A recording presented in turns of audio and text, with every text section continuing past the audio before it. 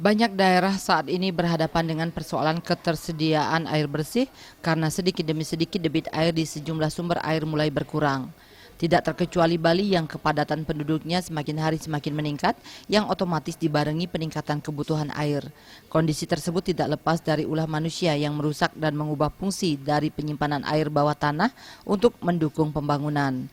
Pengamat lingkungan sekaligus Rektor Universitas Brawijaya Muhammad Bisri menilai berhasil tidaknya pemerintah mengantisipasi terjadinya krisis air tergantung seberapa besar komitmennya menjaga lingkungan. Karena saat ini justru pemerintah melalui kebijakannya malah merusak sumber-sumber air dengan berbagai alasan. Tidak hanya di Bali, ini di seluruh Indonesia memang.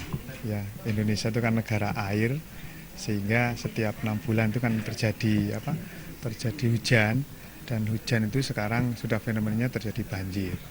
Kalau dulu sekali itu mungkin banjir tidak seperti sekarang fenomena banjir itu sudah ada di lahan, tidak hanya di sungai, tapi di lahan. Oleh karena itu mesti ada sesuatu yang perlu kita benahi ke depan.